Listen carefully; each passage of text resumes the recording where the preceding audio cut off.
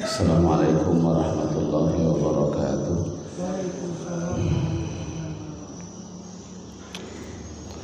Ila hadratin Nabi sallallahu alaihi wasallam wa alihi wa ashabihi al-kiram. Bismillahirrahmanirrahim. Wa walidina Susanillah hadratil mu'allim wa masyayikhihi.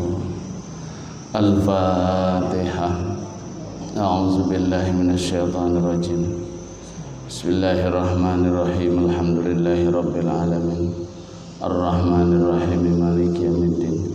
Iyyaka na'budu wa iyyaka nasta'in. Ihdinas siratal mustaqim. Siratal ladzina an'amta 'alaihim ghairil maghdubi 'alaihim waladdallin. Amin.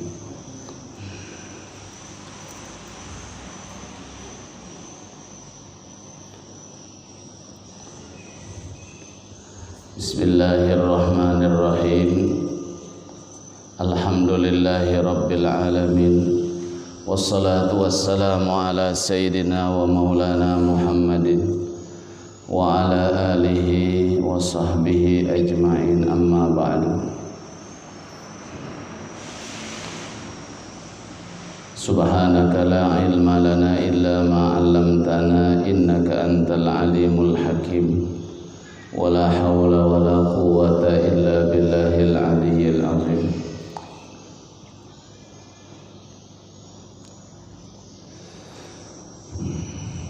Wa min jumlati ma warada fid du'a ma rawahul hakim an aliyin radhiyallahu an.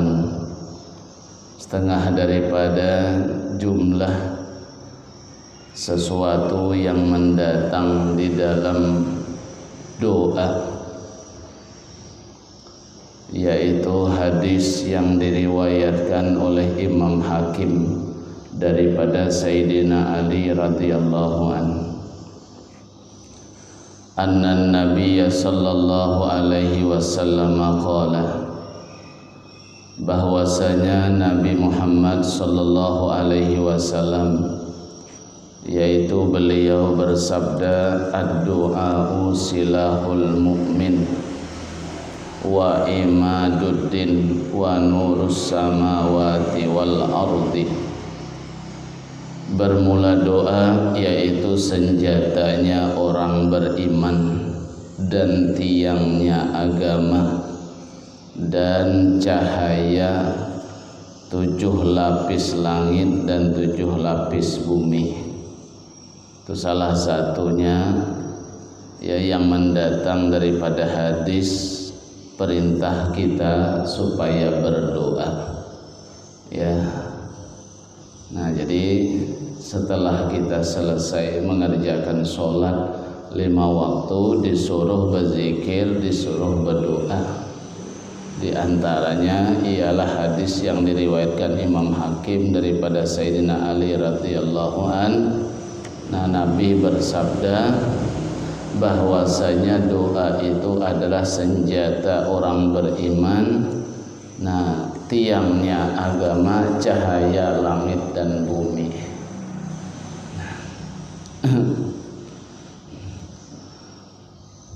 Wa rawa Ibnu Majah an Abi Hurairah, dan meriwayatkan pula Imam Ibnu Majah daripada Abu Hurairah radhiyallahu an, man lam yas'alillah yaghdab alaihi. Barang siapa yang tidak meminta kepada Allah, maka Allah marah atasnya. Nah ya, ini juga setengah daripada yang mendatang daripada hadis perintah berdoa. Nabi bersabda, kata Nabi, siapa yang tidak mau meminta kepada Allah, Allah marah. Ya. Maka kemarin kan sudah ada diriwayatkan bahwasanya seorang hamba berdoa itu adalah bagian daripada ibadah, dan salah satu hikmah doa seorang hamba itu ya ditunda oleh Allah Ta'ala pengabulannya. Salah satu alasannya karena Allah Ta'ala itu suka mendengar suara hambanya yang berdoa itu. Nah, ya. Jadi diriwayatkan malaikat Jibril memintakan kepada Allah supaya hamba yang berdoa itu, kata malaikat Jibril, kabulkan ya Allah permohonannya. Allah jawab, da'u abdi, tinggalkan hambaku, fa inni uhibbu an asma'a sautah, karena kata Allah, aku cinta dengan bahwa mendengar aku akan suara hambaku yang berdoa itu. Nah, kemudian hadis ini lagi, siapa kata Nabi yang tidak berdoa, Allah Ta'ala marah. Tidak minta kepada Allah, Allah marah. Ya. Wa min jumlati ma warada fi dzikri qauluhu alaihi salatu wassalam, dan setengah daripada jumlah barang yang mendatang di dalam berzikir sabda Nabi kita Muhammad sallallahu alaihi wasallam lagi, man sabbahallaha dubura kulli salatin salasan wa thalathina wa hamidallaha salasan wa thalathina wa kabbarallaha salasan wa salasina summa qala tamamal mi'ah la ilaha illallah wahdahu la syarikalah lahul mulku wa lahul hamdu yuhyi wa yumit wa huwa ala kulli syai'in qadir. Ghufirat khatayahu wa in kanat misla zabadil bahri. Kata Nabi, barang siapa yang bertasbih kepada Allah Ta'ala di belakang tiap-tiap sembahyang, habis sembahyang dia bertasbih, nah sebanyak 33 kali, subhanallah subhanallah 33 kali, sebagaimana wirid yang sudah kita baca setelah selesai sholat itu. Nah, jadi membaca subhanallah subhanallah 33 kali, kemudian membaca alhamdulillah pula 33 kali, Allahu akbar 33 kali, kemudian disempurnakannya sampai cukup 133, ya dah, 2 kali 66, ya 3 kali 99, disempurnakan sampai 100 dengan mengucapkan la ilaha illallah wahdahu la syarikalah lahul mulku wa lahul hamdu yuhyi wa yumit wa huwa ala kulli syai'in qadir. Itu penyempurnanya sampai 100. Ya seperti yang kita baca habis setiap sholat 5 waktu lah. Ya subhanallah subhanallah alhamdulillah alhamdulillah Allahu akbar Allahu akbar kabira walhamdulillah katsira subhanallah la ilaha illallah wahdahu la syarikalah sampai habis. Itu tuh apa faidahnya, apa pahalanya? Kata Nabi, ghufirat khatayahu, diampuni Tuhan segala kesalahan-kesalahannya, walaupun kesalahannya, dosa-dosanya itu banyaknya seperti buih yang ada di lautan. Rugi betul nih kalau tidak terbaca nih. Ya habis sembahyang nih kalau tidak ngikuti ini nih. Ya, pahalanya luar biasa. Diampuni Tuhan dosanya. Nah, walaupun dosanya itu banyaknya seperti buih yang ada di lautan. Ya. Makanya bagus bawa tasbih itu. Mungkin tasbih itu mengingatkan kita untuk membaca zikir yang 333 ini nih. Nah, ya bawa tasbih. Nah, mudah-mudahan dengan membawa tasbih itu mengingatkan kita supaya jangan tidak terbaca. Nah, zikir yang 33 yang jumlahnya ya dikumpulkan sampai 99, tambah lagi yang satu menjadi 100. Ya. Nah, diampuni Tuhan dosanya walaupun dosa itu banyaknya seperti buih yang ada di lautan. Ya, nah besarnya.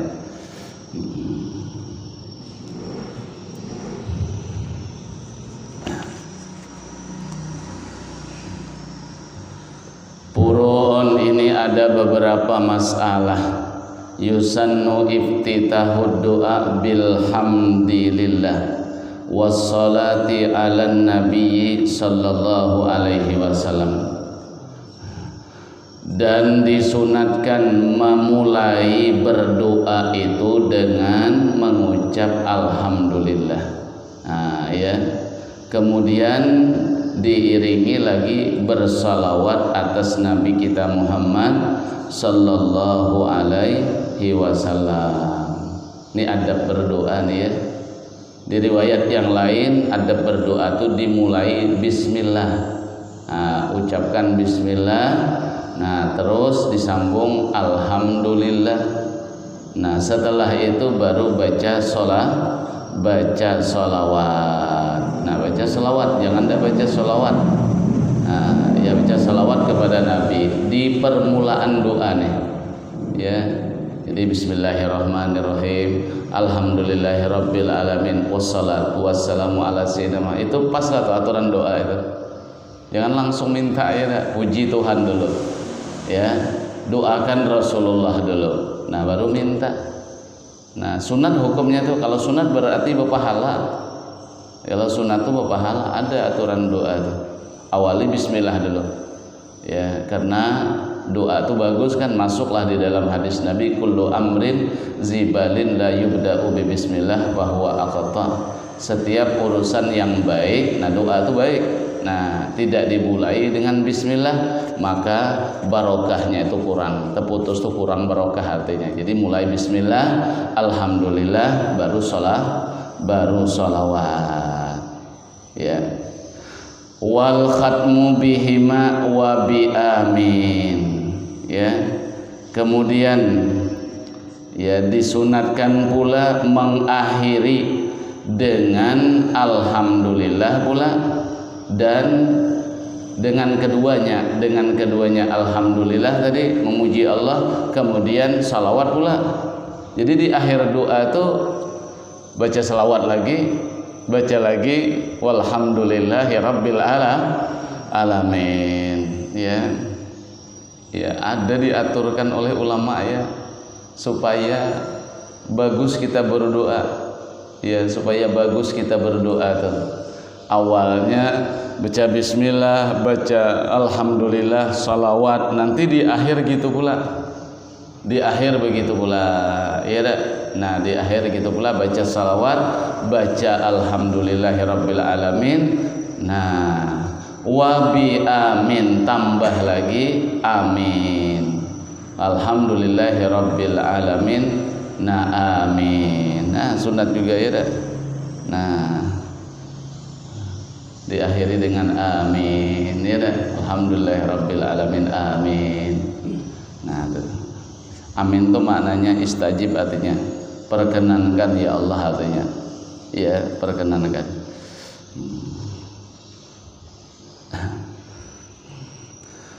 Wa yusannu aidan al khatmu bi rabbana taqabbal minna innaka antas samiul alim wa tub alaina innaka antat tawwabur rahim. Subhana rabbika rabbil izzati amma yasifun wa salamun alal mursalin walhamdulillahi rabbil alamin. Disunatkan pula nah mengakhiri doa itu dengan rabbana taqabbal minna. Nah, ya. Ya, jadi akhir doa itu sunat diakhiri dengan rabbana taqabbal minna.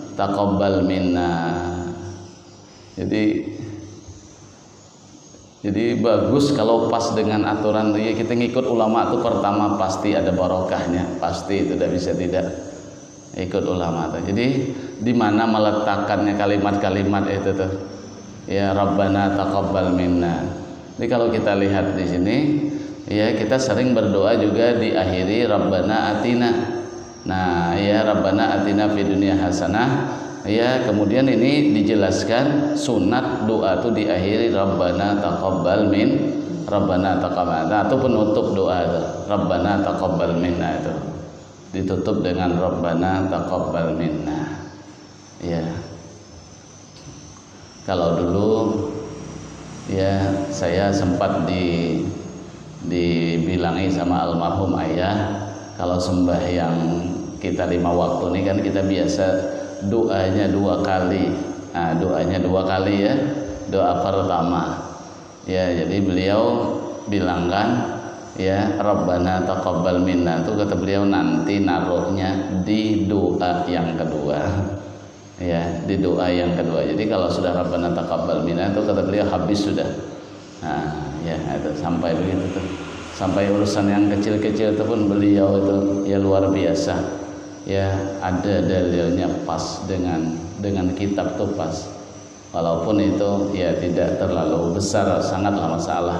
Tapi apa yang dibuat tuh diusahakan ada dalil semua. Nah, ada dalil semua.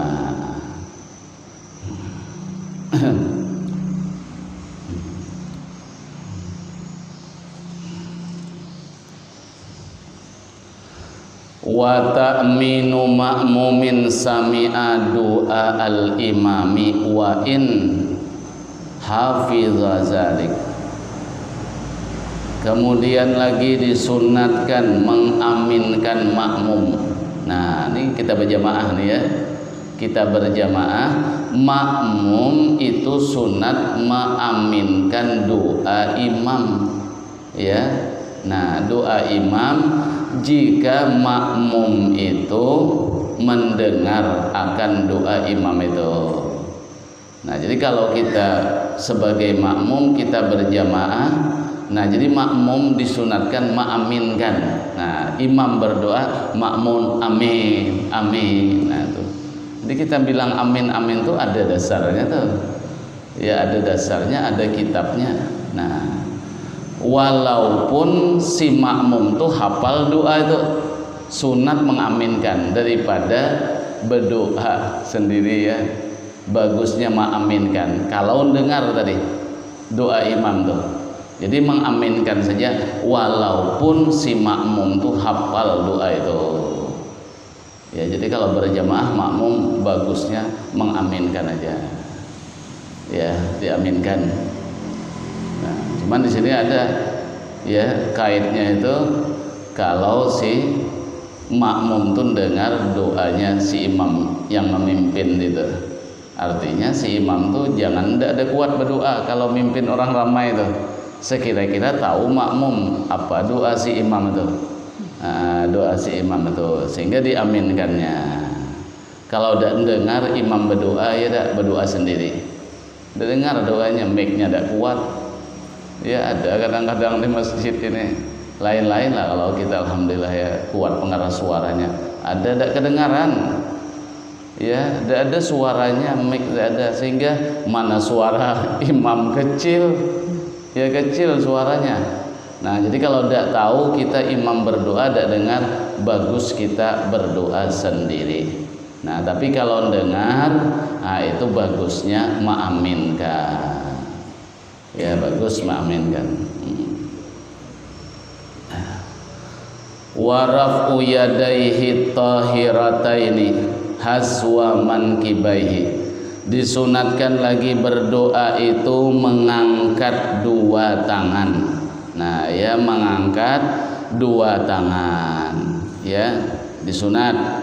Nah, andai kata tangan satunya ada umpamanya putus tangan satu, macam mana angkat yang satu aja ya diangkat ya. Nah, atau sakit, nah ya, atau sakit tangannya, nah tetap disunatkan ngangkat tangan itu. Di berdoa itu angkat tangan, mengangkatnya haswa mankibai, berbetulan dengan 2 pundak ini, ya, dengan dua pundak. Illa idza staddal amru, nah fa innahu yujawizul mankab.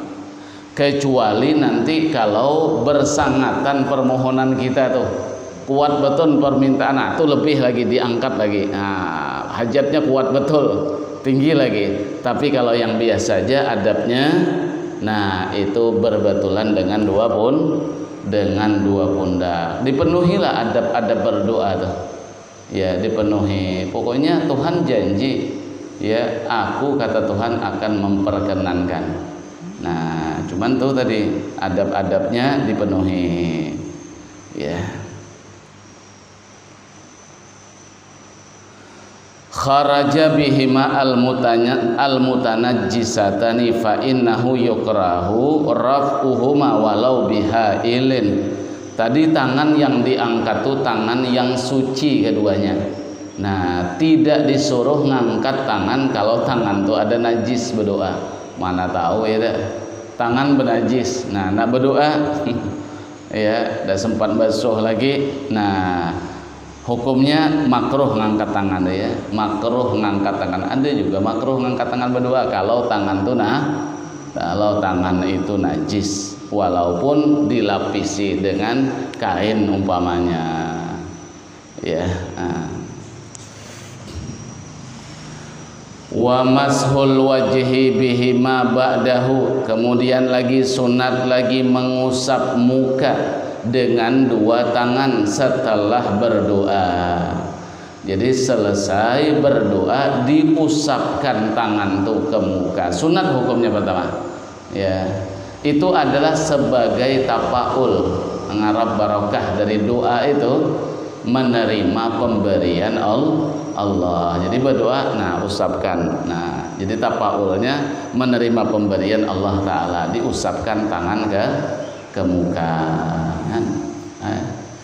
Ya, adalah dasarnya semuanya ya. Wa istiqbalul qiblati halatadz dzikri awid du'ai in kana munfaridan aw ma'muman. Sunat lagi berdoa itu menghadap kiblat pada waktu berdoa, menghadap kiblat, ya. Nah, sunat berzikir dan berdoa menghadap kiblat kalau orang itu sembahyang sendirian atau makmum. Nah, jadi berdoa, berzikir itu salah satu adabnya disuruh menghadap ke kiblat. Tapi kalau orang sembahyang sendirian atau jadi makmum, ya. Nah, ammal imamu fal abdalu lahu ja'lu yaminihi ilal ma'mumin wa yasarihi ilal kiblati. Kalau imam itu sunatnya, imam itu tatkala berdoa menjadikan pihak kanannya ke makmum, pihak kirinya ke kiblat. Nah, itu kalau imam. Makanya kita kan kalau kita sholat berjamaah, imam itu memimpin wirid itu, imam itu posisinya mengirikan makmum, menganan makmum, mengirikan mihrab atau kiblat, ya dah. Nah, adapun dari awal kayak kita sholat subuh baca la ilaha illallah wahdahu la syarikalah, kemudian habis sholat asar, habis sholat maghrib itu posisi masih menghadap kiblat, karena itu memang riwayatnya membaca yang 10 kali itu tidak berubah posisi daripada tahiyat akhir, ya, kayak maghrib, ya dah, kayak subuh, kayak asar, baca yang 10 la ilaha illallah wahdahu la syarikalah lahul mulku wa lahul hamdu yuhyi wa yumiit wa huwa ala kulli syai'in qadir 10 kali itu. Nah, itu memang ada riwayat membacanya itu. Nah, itu sebelum dia merubah duduknya daripada tahiyat akhir. Nah, setelah itu, nah barulah imam itu merubah posisi menganan makmum, mengirikan mihrab, walaupun pada waktu berdoa. Nah, ini kuatkan ya, di waktu berdoa, nah tetaplah posisi, tidak usah berpaling ke kiblat, tidak usah berpaling ke kiblat, walaupun pas waktu baca doanya, ya. Nah, betul lah sudah apa yang dibuat para ulama-ulama kita, tidak betul sudah.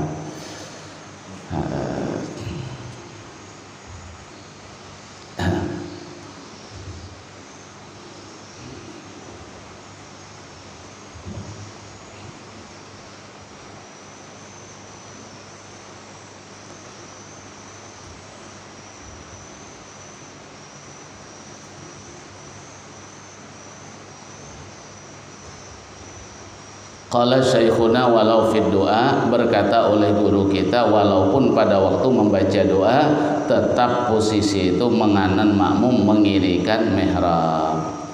Wansirafuhu la yunafi nadba dzikri lahu aqibaha li'annahu ya'ti bihi fi mahallihi alladzi yansarifu bihi. Imam itu berpaling daripada tempat duduknya itu tidak menafikan kesunatan berzikir baginya setelah selesai sembahyang. Nah ya, walaupun imam itu sudah berpaling daripada tempatnya, nah itu tidak menafikan, tidak mentiadakan kesunatan berzikir bagi imam. Tetap artinya imam itu terus disuruh berzikir ya, walaupun dia berpindah daripada tempatnya. Nah karena dia mendatangkan dengan zikir pada tempatnya di mana dia berpalingnya, kemana dia berpindah. Andai kata imam itu meninggalkan tempat duduknya, tetap disuruh berzikir. Wala yafutu bi fi'lir ratibi, wala yafutu, dan tidak luput zikir tadi, tidak luput berzikir tadi dengan melakukan sembahyang rawatib. Ya, wa innamal faitu bihi kamaluhu la ghairuhu, hanya saja luput ya dengan dia orang yang berzikir tadi luput kesempurnaannya zikir, bukan yang lainnya. Jadi umpamanya setelah selesai sholat berdiri dia sembahyang sunat. Nah karena sudah sembahyang sunat rawatib, apakah luput zikirnya itu? Maka zikir kan tadi disuruh akibah, mengiring-iringi sholat langsung berzikir ya. Nah selesai sholat langsunglah berzikir. Ini tidak selesai sholat fardu berdiri dia langsung sembahyang sunat. Jadi habis sembahyang sunat itu bagaimana zikir, masih sunat dah? Masih disunatkan, tidak luput pahalanya tuh. Cuman luput sempurnanya, kesempurnaannya yang luput itu, tidak sempurna lagi. Yang bagusnya habis sembahyang itu langsung berzikir. Nanti rawatibnya selesaikan, wirid-wiridnya itu selesaikan doa, nah baru sembahyang rawatib, sembahyang ba'diyahnya itu ya. Nah di bagusnya macam mana? Nah bagusnya, nah habis sholat langsung berzikir itu. Nah.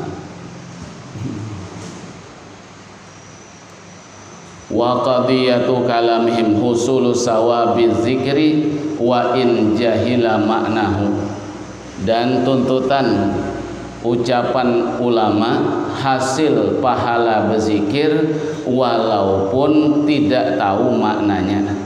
Cuman wa nazara bihil Asnawi, Imam Asnawi mengeritik. Nah kata Imam Asnawi, kalau zikir itu tidak tahu maknanya itu tidak hasil pahalanya. Tapi ada yang mengatakan hasil pahalanya walaupun maknanya tidak tahu, tidak apa-apa. Jadi kita macam mana tidak tahu nih, ikut yang mengatakan hasil aja. Nah, cuman barang ini ada kritikan. Tidak apa-apa lah, biasa lah, fikih itu biasa lah. Nah, jadi kata Imam Asnawi kalau zikir itu mesti tahu maknanya baru hasil pahala. Tapi pendapat yang pertama tadi tidak apa-apa, tidak tahu maknanya pun tetap berpahala baca zikir itu ya. Alhasil dah tahu kah tidakkah adalah dasarnya tetap berpahala ya. Wala ya'ti hadza fil Qur'an li ta'abbud bi lafzihi fa usiba qari'uhu. Nah, Imam Asnawi tadi mengeritik kalau tidak tahu maknanya itu tidak berpahala zikir itu, tapi tidak termasuk dalam masalah Al-Qur'an. Kalau Al-Qur'an itu walaupun tidak tahu maknanya menurut Imam Asnawi pun tetap berpahala baca Qur'an. Karena Quran itu sudah dianggap ibadah dengan membaca lafaz Quran itu ya. Nah dengan memandang lafaz Quran itu walaupun tidak tahu maknanya kita baca Quran itu tetap berpahala ya. Allahu alam, mungkin kalau ada yang mengatakan tidak berpahala katanya kalau tidak tahu maknanya ya. Tapi kalau di dalam kitab sini dikatakan Al-Quran dibaca tidak tahu maknanya tetap berpahala tetap berpahala. Yang penting baca Qur'annya jangan salah nyebut hurufnya. Kalau salah kan belajar dulu, baguskah? Ya, tapi kalau hanya sekedar tidak tahu maknanya tidak apa-apa. Ya, tetap berpahala. Ya, Fausiba qari'u, diberi pahala orang membaca Quran itu, wa illam ya'rif maknahu, walaupun maknanya tidak tahu. Nah, walaupun maknanya tidak tahu tetap berpahala. Yang penting baca Quran tepat nyebut hurufnya, makharijul hurufnya, tajwidnya, nah, ya, dan yang lain-lainnya. Ya.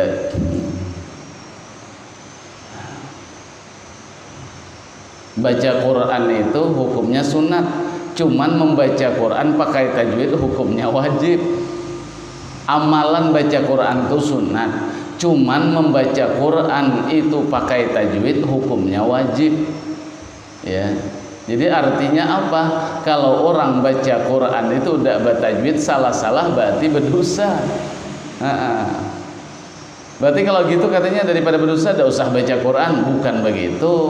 Kalau belum bisa, belum pas, belajar dulu. Kalau belajar salah-salah, namanya aja belajar, biasalah. Tapi kalau yang tadarus sendiri, baca sendiri tidak bisa, itu harus benar bacanya, jangan sampai salah.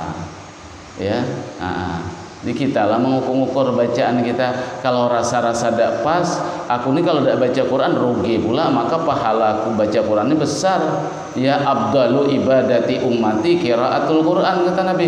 Paling abdal ibadah umatku membaca Quran. Khairukum man ta'allamal Quran wa 'allama. Paling baik di antara kalian orang yang belajar Quran dan ngajarkan. Belajar Quran bagus, ngajarkan pula bagus. Quran dijadikan amal ibadah. Itu kata Nabi termasuk sepaling utama amal ibadah hamba. Rugi kita kalau tidak baca Quran. Sekarang saya baca Quran tapi tidak tepat belajar, itu pun juga masuk dalam hadis tadi. Ya, cuman kalau dah tadarus sendiri kan jangan salah lagi tuh. Jangan salah sendiri. Itu pun kita baca Quran tuh disuruh kita orang nyimakan. Makanya ada kita setiap Ramadan itu tadarus. Tadarus itu ya saling baca. Tadarasa ya tadarasu. Kalau orang belajar ilmu syaraf itu tadarasa itu tafa'ala wazannya, binanya lil musyarakah, saling menyimak lah itu. Saya baca disimakkan bacaan saya.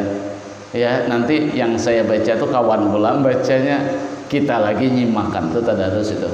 Daripada supaya jangan sampai baca Quran itu salah. Ya, kalau salah ditegurkan.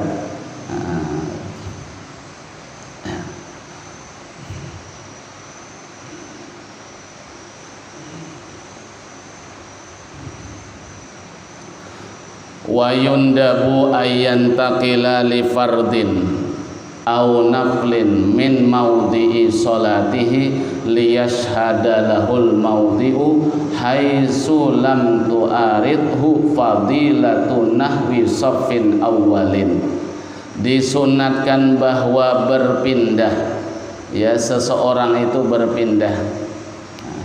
Tadi Al-Quran tadi dibaca tidak tahu maknanya tetap pahala. Tapi bi khilafi zikri, katanya kesalahan zikir la budda ayya'rifahu walau biwajhin. Kalau zikir mesti ya tahu walaupun dengan satu wajah, satu jalannya, tahulah minimal maksudnya zikir itu.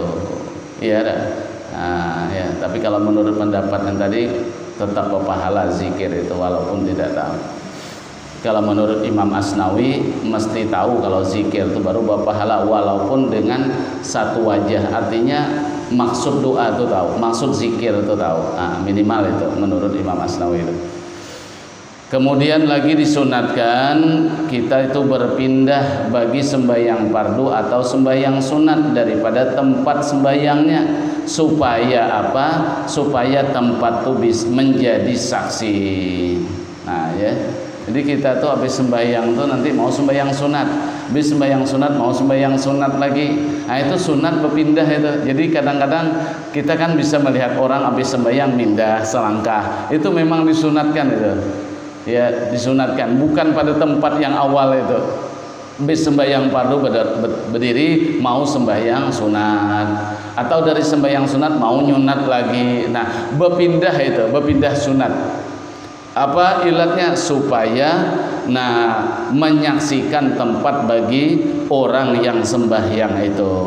Jadi tempat itu menjadi saksi bagi orang yang sembahyang. Jadi semakin banyak tempat yang kita berdiri, semakin banyak yang menyaksikan kita sembahyang itu. Ya, itu tuh. Pokoknya adalah dasar-dasarnya yang dibuat oleh para ulama-ulama itu ya. Tinggal kita mengkaji lagi. Tapi berpindah itu sekira-kira tidak berlawanan fadilah keutamaan saf, keutamaan seumpama saf yang pertama. Jadi nanti jangan umpamanya berpindah dari sembahyang sunat mau sembahyang fardu.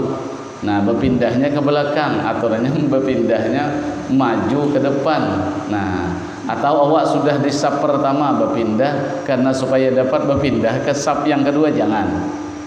Jadi disunatkan tadi sekira-kira tidak berlawanan dengan keutamaan saf yang pertama. Kita sudah di saf pertama dah. Sudah di saf pertama di belakang imam dah umpamanya, ya dah. Jangan lagi berpindah, di situ aja lah. Ya, di situ aja lagi.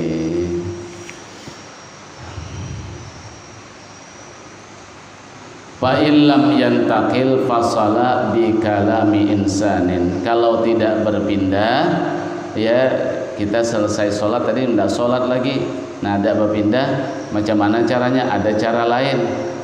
Ya disuruh memisah di antara dua kali kita sembahyang, di antara kita sholat itu beberapa kali atau 2 kali, dipisah dengan berkata-kata kepada orang lain.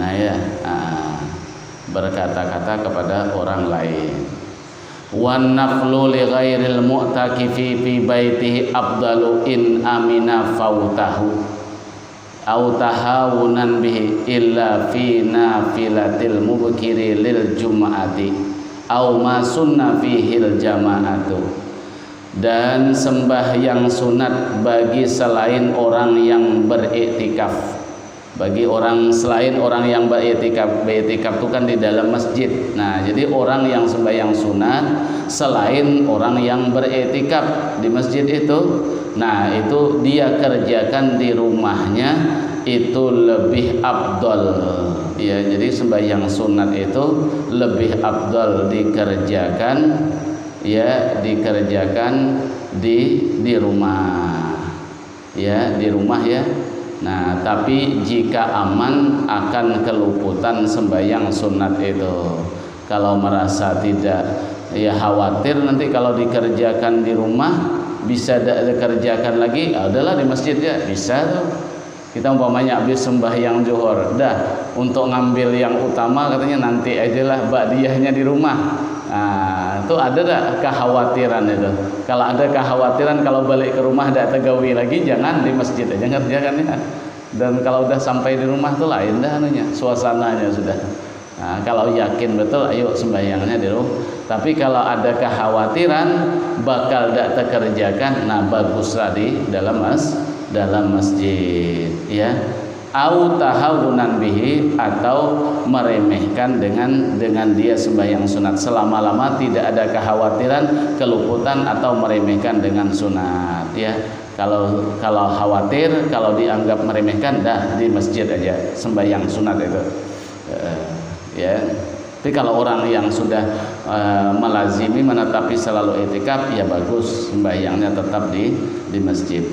Illa fi nafilatil mubkiri lil jum'ah, kecuali pada sembahyang sunat orang yang berpagi-pagi bagi sholat Jumat. Kan sholat Jumat ini disuruh cepat-cepat, tidak apa-apa, bagusnya tetaplah di masjid.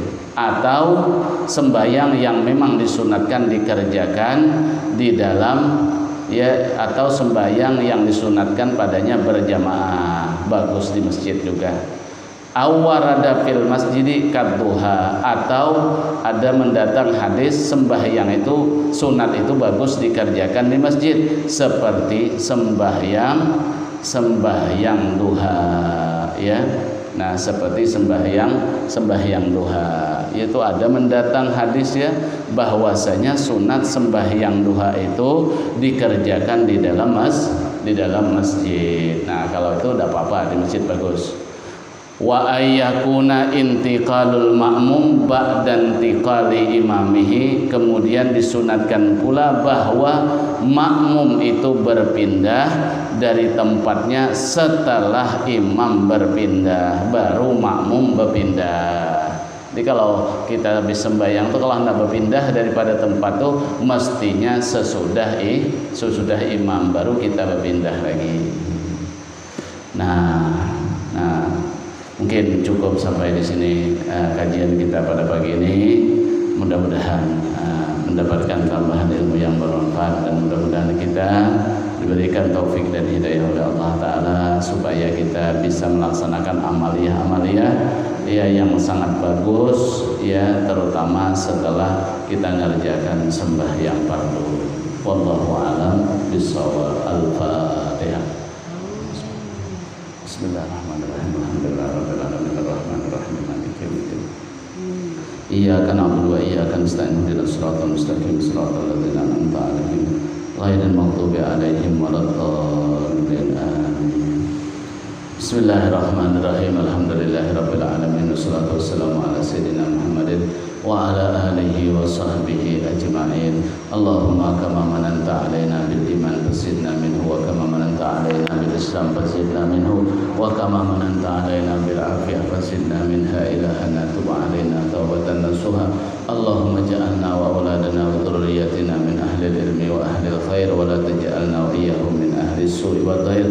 Allahumma faqihna wa iyyahum fid din, wa azurna wa iyyahum al ikhlas fi talabil ilmi wa fi nashrihi wa fi jami'i ta'at.